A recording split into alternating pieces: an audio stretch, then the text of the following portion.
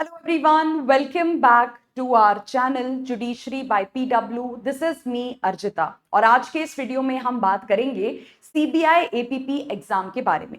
देखिए, जैसे आप सब जानते हैं कि अभी थोड़े दिन पहले ही यूपीएससी के द्वारा जो नया नोटिफिकेशन है, जो नई वैकेंसी है, वो रिलीज की गई है आपके सीबीआई एपीपी 2026 एग्जाम के लिए। अब आई एम श्योर कि आप में से बहुत सारे लोग इस एग्जाम की तैयारी कर रहे होंगे, लेकिन एग्जाम की तैयारी करते समय या कह लीजिए जब हम स्ट्रैटेजी यहाँ पे बनाते हैं तो एक और बहुत इंपॉर्टेंट पॉइंट हमको कंसिडर करना होता है, वो ये है कि उस एग्जाम का पिछले सालों में कट ऑफ कितना गया है, उसके हिसाब से हम एक सेफ स्कोर यहाँ पे बना सकते हैं। और ये आपकी स्ट्रैटेजी का एक बहुत ही इंपॉर्टेंट पार्ट रहना चाहिए। आपके दिमाग में एक टारगेट स्कोर फिक्स रहना चाहिए कि इतना स्कोर मुझे टारगेट लेके जो है वो चलना है अपने रिटन एग्जामिनेशन के अंदर में, so as to make sure कि मैं इस रिटन एग्जाम को पास करके क्लियर करके अगली स्टेज पे पहुंच पाऊं। नो डाउट सेफ स्कोर या कट ऑफ और भी कई सारे फैक्टर्स के ऊपर डिपेंड करता है, जैसे कि कितने स्टूडेंट्स ने फॉर्म भरा है, कितने स्टूडेंट्स एग्जाम में अपीयर हुए हैं, पेपर का लेवल वगैरह क्या था। लेकिन फिर भी यहाँ पे एक रफ टेंटेटिव सेफ स्कोर जो है वो पहले से हम लेके चल सकते हैं टू मेक श्योर कि हमारा रिटन एग्जामिनेशन यहाँ पे क्लियर हो जाए। तो यहाँ पे CBI assistant public prosecutor APP exam है, यानी कि क्रिमिनल केसेस में बेसिकली आपको सीबीआई को यहाँ पे असिस्ट करना होता है और आपका जो यूपीएससी है वो इस एग्जाम को कंडक्ट करवाता है। अब सबसे पहले तो मैं आपको यहाँ पे सिलेक्शन प्रोसेस बता देती हूँ सीबीआई में एपीपी बनने के लिए। बेसिकली दो चीजें होती हैं, पहला होता है रिटन एग्जामिनेशन आपका और दूसरा होता है interview. Written examination total 300 marks का होता है, इंटरव्यू आपका यहाँ पे 100 मार्क्स का होता है। अब अगर रिटन एग्जामिनेशन की हम यहाँ पे बात करें तो इसमें बेसिकली आपसे मल्टीपल चॉइस क्वेश्चंस, यानी कि एक ऑप्शन एक सवाल उसके 4 ऑप्शंस, ठीक है, मल्टीपल चॉइस क्वेश्चंस आपसे पूछे जाते हैं। टोटल 2 घंटे का ये पेपर होता है, 120 सवाल करने होते हैं आपको 120 मिनट में। टोटल मार्क्स जो ये पेपर कैरी करता है दैट इज 300 और पेपर का जो मीडियम है दैट इज इन इंग्लिश, ठीक है, यानी कि हिंदी मीडियम वाले जो हैं पेपर में नहीं बैठ पाएंगे अगर आप इंग्लिश लैंग्वेज में कंफर्टेबल फील नहीं करते हैं। ऑल्सो ध्यान रखिएगा एग्जाम में नेगेटिव मार्किंग भी होती है, यानी कि हर गलत सवाल के लिए आपके जो 1/3 मार्क्स हैं वो यहाँ पे डिडक्ट कर लिए जाएंगे। अब जरा यहाँ पे एक बार सिलेबस को भी हम देख लेते हैं कि रिटन एग्जामिनेशन के लिए क्या कुछ आपको पढ़ना पड़ता है। इसमें सबसे पहले आ जाता है आपका कॉन्स्टिट्यूशन ऑफ इंडिया, उसके बाद आपके तीनों नए क्रिमिनल लॉज यानी कि भारतीय न्याय संहिता, साक्ष्य अधिनियम, नागरिक सुरक्षा संहिता, आईटी एक्ट आपसे पूछा जाता है, प्रिवेंशन ऑफ करप्शन एक्ट पूछा जाता है, कंपनीज एक्ट आता है, सेंट्रल विजिलेंस कमीशन एक्ट 2003 आता है, पीएमएलए पूछा जाता है, इसके साथ साथ दिल्ली का जो स्पेशल पुलिस एस्टैब्लिशमेंट एक्ट है उससे सवाल आते हैं, इसके साथ साथ एनवायरमेंट प्रोटेक्शन एक्ट और लास्ट में हो जाता है आपका कंपटीशन एक्ट। ये सारा आपका सिलेबस का पार्ट यहाँ पे रहता है।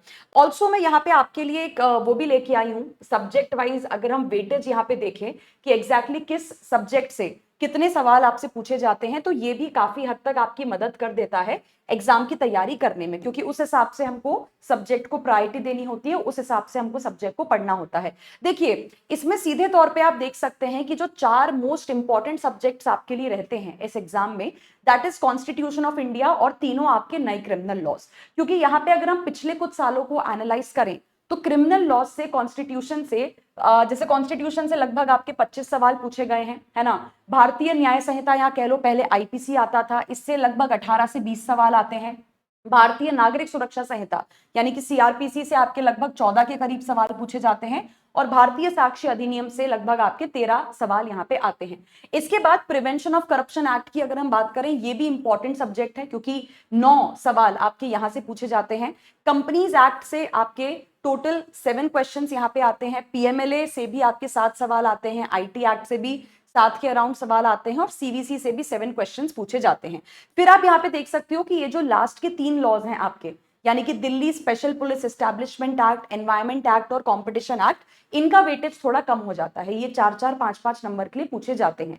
तो यहाँ पे सब्जेक्ट वाइज वेटेज में आप क्लियर तौर पे समझ सकते हो कि आपके लिए सबसे इंपॉर्टेंट क्या रहने वाला है। सबसे ज्यादा फोकस आपको किस पे करना है, कॉन्स्टिट्यूशन और आपके तीनों नए क्रिमिनल लॉज पे आपको करना है।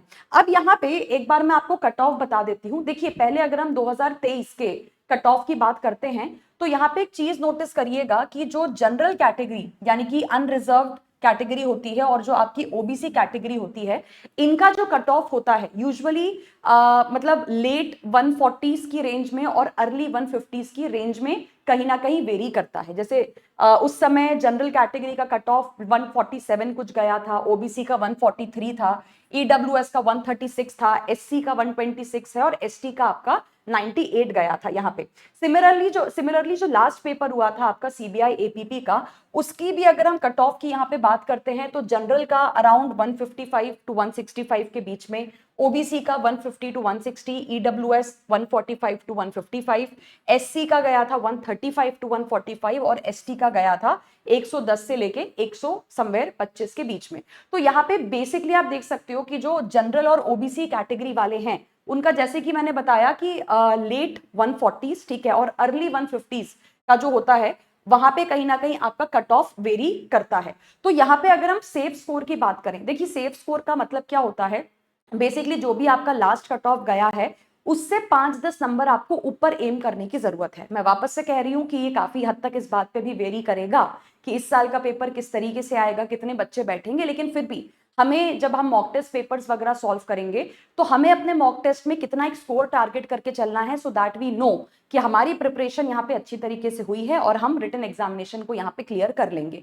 तो मेरा सजेशन ये होगा कि जो जनरल अनरिजर्व्ड कैटेगरी वाले स्टूडेंट्स हैं ये कहीं ना कहीं अपना स्कोर टारगेट जो है 160 के ऊपर लेके चलें। ठीक है, 160 के ऊपर आ रहा है तो बहुत अच्छी बात है, लेकिन आप 160 के ऊपर लेके चलें, वो थोड़ा सा सेफ रहेगा। 5-10 मार्क्स मैं ऊपर ही बता रही हूं आपको पास्ट ईयर के कट ऑफ से। सिमिलरली ओबीसी की अगर हम यहाँ पे बात करते हैं तो आप लोग भी एटलीस्ट अपना स्कोर 150 प्लस लेके यहाँ पे चलिएगा। ईडब्ल्यूएस की अगर हम बात करें, अगेन आप लोगों को भी 150 प्लस यहाँ पे टारगेट करके चलना है। एससी की बात और एसटी की बात अगर की जाए तो एससी वाले 140 प्लस टारगेट करके चल सकते हैं और आप लोग समवेयर 120 प्लस टारगेट करके चल सकते हैं एसटी वाले। इसके ऊपर अगर इसके ऊपर अगर कुछ भी स्कोर आ रहा है आपके मॉक टेस्ट पेपर्स में तो वो अच्छा ही है, डेफिनेटली आपका एग्जाम यहाँ पे क्रैक हो जाएगा।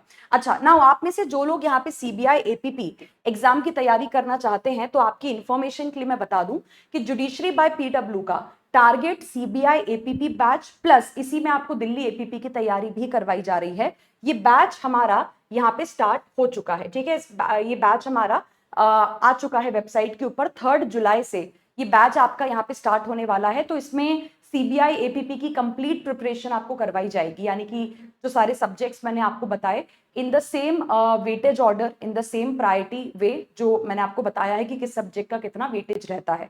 तो लाइव ऑनलाइन क्लासेस आपको मिलेंगी, उसके साथ साथ आपको मॉक टेस्ट पेपर्स दिए जाएंगे रिटन एग्जामिनेशन के लिए।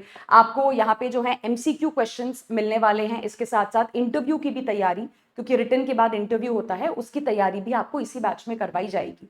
तो आप में से जो लोग हमारे इस बैच को ज्वाइन करने में इंटरेस्टेड हैं, आप या तो जुडिशरी बाय पीडब्ल्यू की वेबसाइट पे विजिट कर सकते हैं या फिर डिस्क्रिप्शन बॉक्स में भी आपको बैच का लिंक दिया गया है, कॉन्टैक्ट नंबर भी दिया गया है, उस नंबर पे आप कॉन्टैक्ट कर सकते हो। तो आपको सारी डिटेल्स जो है बैच के बारे में टीम शेयर कर देगी। So thank you so much once again, take care, all the best for your preparation, bye bye.